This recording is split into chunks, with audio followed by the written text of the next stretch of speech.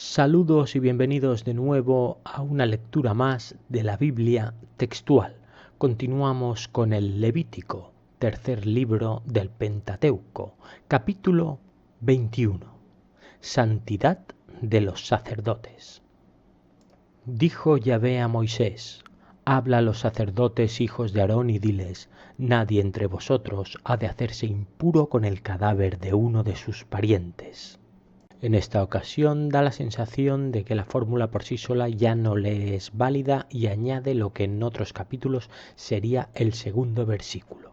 Dios ordena aquí que ninguno de los sacerdotes podrá tocar jamás ningún cadáver, aunque sea de sus parientes, excepto por pariente cercano a él, su madre, su padre, su hijo, su hermano.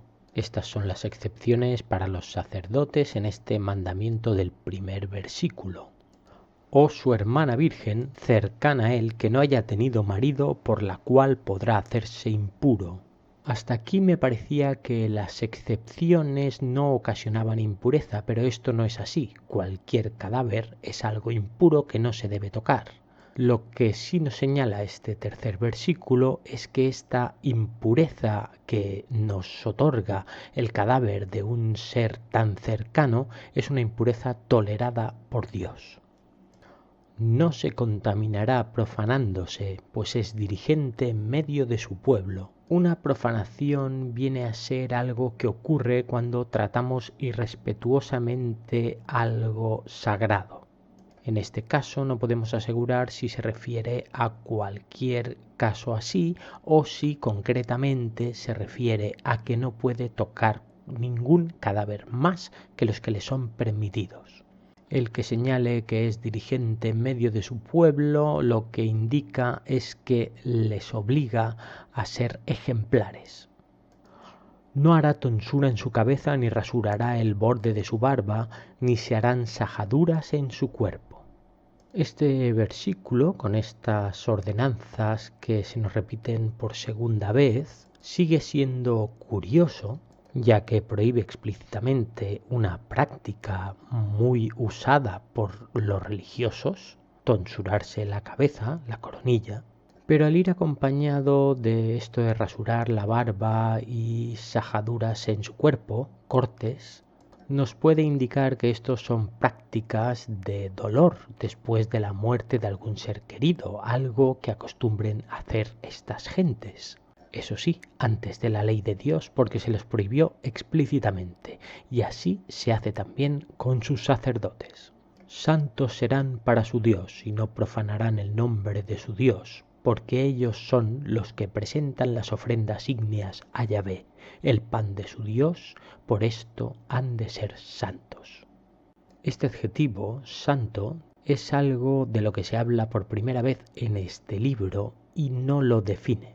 Solo a través de la interpretación de los versículos en los que se hace referencia a esta palabra podemos hacernos una idea de qué significa ser santo o santificarse. La primera ocasión en la que lo leímos fue en aquella celebración de la fiesta de la Pascua antes de la huida del pueblo de Israel de Egipto. Su significado entonces era guardar aquella noche en vela y alerta para ese posible alzamiento. Ahora, después de habernos encontrado esta palabra en múltiples ocasiones anteriores desde aquella primera vez, creo que va adquiriendo un nuevo significado, aquello directamente contrario a lo que significa la profanación. Un hombre santo es aquel que respeta absolutamente la ley de Dios. No tomarán mujer ramera o deshonrada, no tomarán mujer repudiada por su marido, porque es santo a su Dios. Un sacerdote es la representación de Yahvé en la tierra, debe ser impoluto, él y todo lo que le rodea. Por tanto lo santificarás, pues él presenta el pan de tu Dios, te será santo porque yo soy santo, Yahvé vuestro santificador. El único hombre que ha tenido contacto con este Dios en la tierra, como es Moisés en la figura de Yahvé, ha sido Aarón. Este parece haber canalizado el poder de Dios mediante el contacto con Moisés Yahvé. A partir de aquí, Moisés Yahvé no volverá a tocar jamás a ningún hombre. Es posible que ni siquiera le vuelvan a ver, o al menos a reconocer. Aarón, convertido en el pontífice máximo, recoge el testigo divino de Yahvé.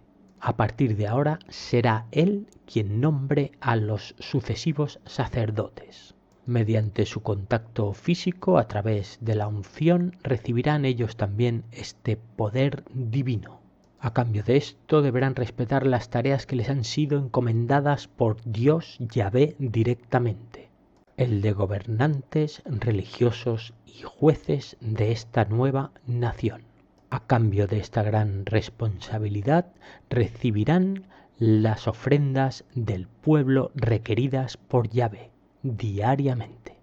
El único requisito para poder entrar a formar parte de esta élite es pertenecer a la tribu de Leví, la misma tribu a la que pertenece Moisés. Él es el santificador, quien ordena. Santificar es obedecer. Si la hija de un varón sacerdote se deshonra prostituyéndose, ella ha deshonrado a su padre, con fuego será quemada. Siendo conscientes de que el mandamiento de Dios es que todos deben ser rectos ante la ley y la justicia, este versículo podía sobrar. La hija de un sacerdote será tratada como cualquier hija del pueblo. El que entre sus hermanos sea sumo sacerdote, sobre cuya cabeza haya sido derramado el aceite de la unción y haya consagrado su mano para ponerse las vestiduras, no desgreñará su cabeza ni rasgará sus vestidos. Las anteriores eran las reglas para los sacerdotes, pero entre ellos hay un sumo sacerdote, el ser supremo. En este caso, Aarón. La misma ley se le aplica a él.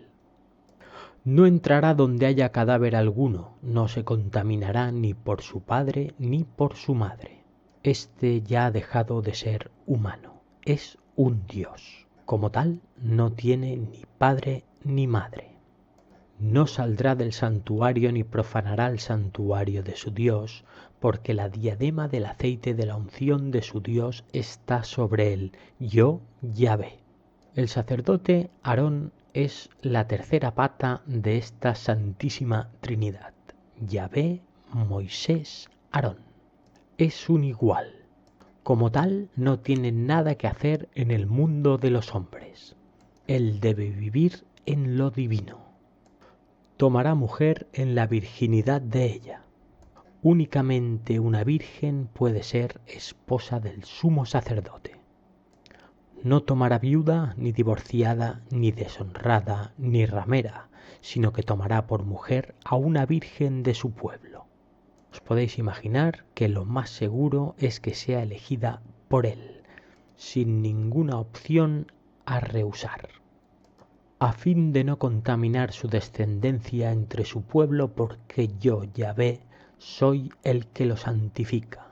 Una virgen, si seguimos los mandamientos de Dios, debe ser alguien que ha sido impoluta hasta el momento. Ni siquiera su padre ha podido ver su cuerpo desnudo. Como Dios es el creador de todas las cosas, en este preciso instante todavía es una criatura divina. Esta puede ser tomada por el sumo sacerdote. Su descendencia pertenecerá a la tribu de Leví, por lo tanto nacerán con el privilegio de ser nombrados sacerdotes. Habló además Yahvé a Moisés diciendo. Aquí parece una segunda parte del capítulo y de nuevo intenta no repetir aquella fórmula añadiendo además. Habla Aarón, dile, ninguno de tus descendientes en sus sucesivas generaciones que tenga en sí algún defecto se ha de acercar para ofrecer el pan de su Dios.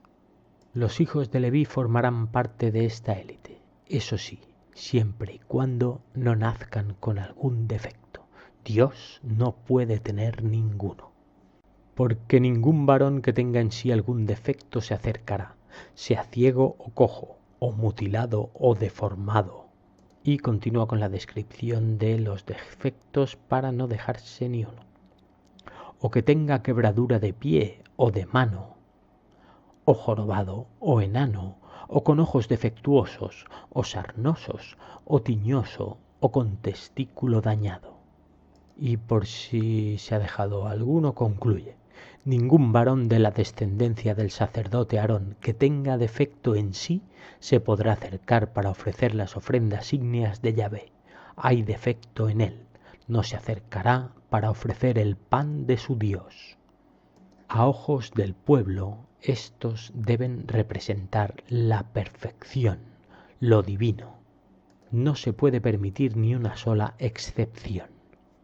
Podrá comer el pan de su Dios procedente de las cosas santísimas y de las santas.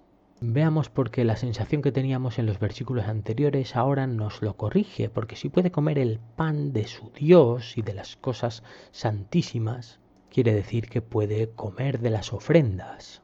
Por lo tanto, quiere decir que éste sigue siendo de algún modo sacerdote, tal vez un sacerdote menor, porque él no puede ejercer en la liturgia.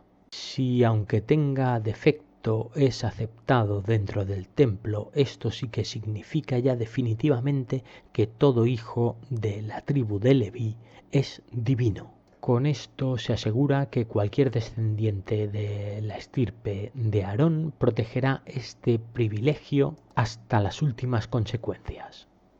Pero no podrá traspasar el velo ni acercarse al altar, pues tiene defecto en sí. No profanará mis santuarios, porque yo soy Yahvé, que los santifico.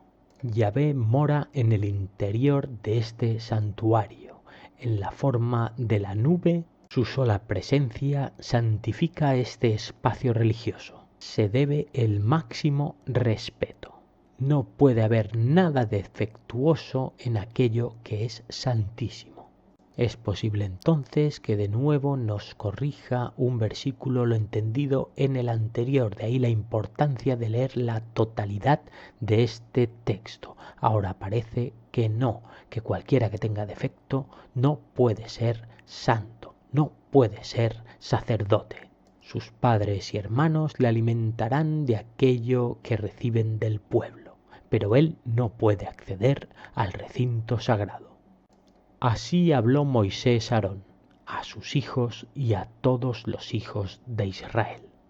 Moisés habla a Aarón, y Aarón es quien lo transmite directamente al pueblo. Y con este nuevo baile de personajes finaliza este capítulo. Un saludo.